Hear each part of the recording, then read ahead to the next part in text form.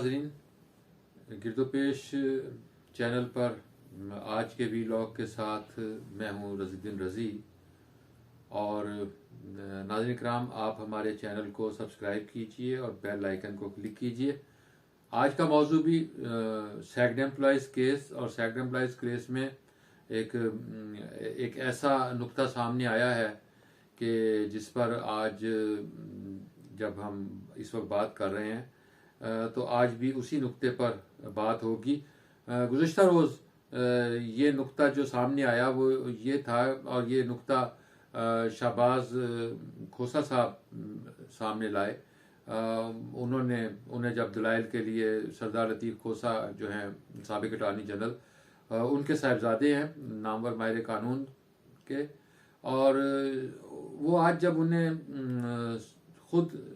फाजिल अदालत ने शहबाज खोसा से कहा कि वो दलाइल पेश करें, तो उन्होंने इस मौके पर यह बताया कि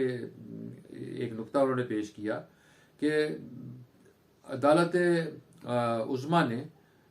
जो आर्डिनेंस को तो मनसूख नहीं किया, उन्होंने पार्लियामेंट के एक्ट को मनसूख किया है। और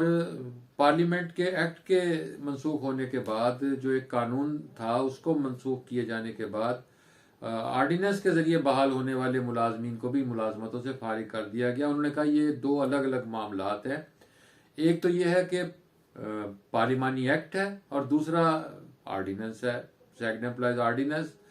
अब ये जो आर्डिनेंस है ये मुतअद्दिद बार जारी हुआ और उसके बाद एक्ट बना था, और 2010 का वो एक्ट कहलाता है। अब ये जो एक नया टर्न आया इस केस में, ये बहुत अहमियत का हामिल है। और उसके बाद तमाम बहस जो थी, जो इस बेंच की सरबराही कर रहे हैं, सुप्रीम कोर्ट के इस बेंच की सरबराही कर रहे हैं जस्टिस उमर अता बंदयाल, वो और जस्टिस मंसूर अली शाह और दीगर जज साहिबान जो थे, उसके बाद वो इसी एक नुक्ते पर बहस मरकूज रही आज तमाम वक्त के दौरान। और इसी नुक्ते को मद्देनज़र रखते हुए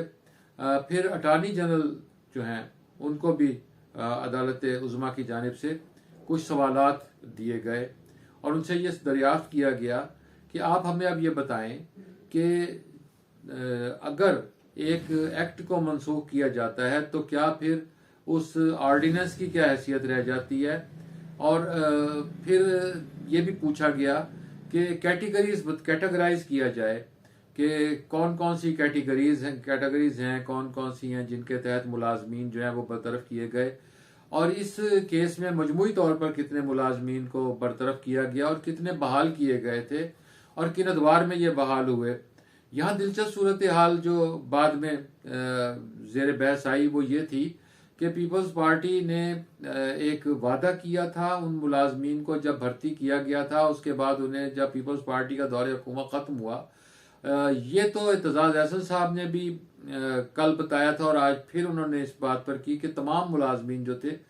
उनको बाज़ाब्ता तरीक़ेकार के तहत भर्ती किया गया, इश्तिहारात जारी हुए और कवायद व ज़वाबित को मद्देनज़र रख के भर्ती किया गया। लेकिन जब बरतरफी का मरहला आया और पीपल्स पार्टी की हुकूमत ख़त्म हुई तो फिर उन मुलाजमीन को एक सिंगल नोटिफिकेशन के ज़रिए किसी मेरिट और किसी चीज़ को देखे बगैर और कवायद को देखे बगैर कि कौन किस तरह भर्ती हुआ था, उन्हें सिर्फ इसलिए निकाल दिया गया तमाम मुलाजमीन को कि वो पीपल्स पार्टी के दौरे हुकूमत में भर्ती हुए थे। और पीपल्स पार्टी ने फिर अगला इलेक्शन इसी नुक्ते पर लड़ा कि हम इन मुलाजमीन को बहाल करेंगे, और उन मुलाजमीन को फिर पीपल्स पार्टी ने बसर इक़्तिदार आने के बाद, चूँकि उनका इंतखाबी मंशूर था और इस बुनियाद पर उन्होंने इलेक्शन लड़ा था, सो उन्होंने इन मुलाजमीन को बसर इक़्तिदार आने के बाद बहाल किया। इस पर जस्टिस साहिबान ने जब ये सवाल किया कि अपनी मनपसंद के लोगों को बहाल किया या सबको बहाल किया और क्यों इस तरह बहाल किया, तो सरदार लतीफ़ खोसा ने ये कहा कि पीपल्स पार्टी ने बरसर इक़्तिदार आकर जज साहिबान को भी बहाल किया था, और जिन लोगों के साथ नाइंसाफ़ियाँ हुई थी पीपल्स पार्टी ने उनका अजाला करने की कोशिश की थी और अजाला किया था। यहाँ अब ये फिर एक और फिर अटॉर्नी जनरल को ये सवालात दिए गए कि आप अगली जब पेशी पर अगले जब आए तो आप इन सवालात के जवाब लेकर आएँ कि कितने मुलाजमीन को बरतरफ किया गया, कौन से मुलाजमीन थे जो नौकरियों से निकाले गए और उनको किन कवायद के तहत रखा गया था, और किस तरह वो मुलाजमतों में आए थे और क्या कोई असामियाँ मुश्तहर की गई थी। और इसके साथ ही फिर जो सेमी गवर्नमेंट इदारे हैं, नीम सरकारी इदारे हैं, क्या उन्होंने भी कवायद और ज़वाबित को उसी तरह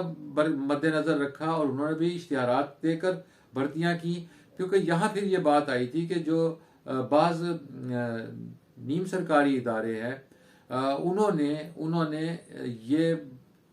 कवायद मद्देनज़र नहीं रखे, उन्होंने बगैर इश्तिहारात दिए अपनी मनपसंद लोगों को भर्ती किया गया और उसमें फिर मेरिट को भी मद्देनज़र नहीं रखा गया।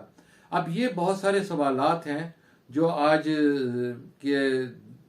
समात के दौरान भी, अब आज जब दोबारा शुमात होगी, आज तक के लिए मुलतवी किया गया। और इस वक्त जब मैं आपसे बात कर रहा हूँ तो 11:30 बजे के करीब वो समात जो है वो दोबारा शुरू होनी थी 9 दिसंबर को। 9 दिसंबर को भी ये समात जारी रहेगी और जैसे कि हमने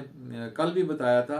कि ये तसलसल के साथ इस समात को जारी रखा जाएगा और कुछ नए पहलू जो भी सामने आएंगे, अब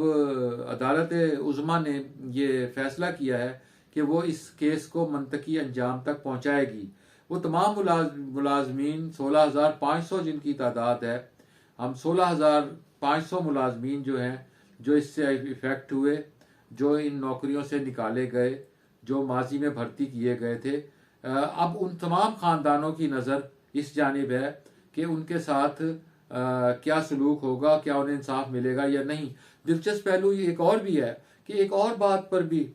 एक और सवाल भी बड़ा अहमियत का हामिल था कि जिन मुलाजमीन ने मुलाजमत के 10 साल पूरे कर लिए हैं,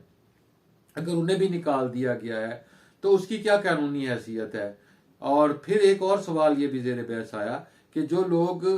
मुद्दत मुलाजमत पूरी करके रिटायर हो गए हैं और वो मुराद ले चुके हैं, उन्होंने मुराद ली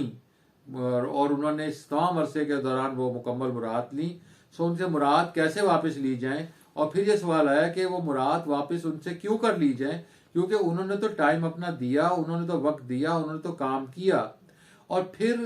दूसरी बात यह है, फिर यहाँ फिर एक नुक्ता और भी सामने आता है जिस पर गौर किया जा रहा है या किया जाएगा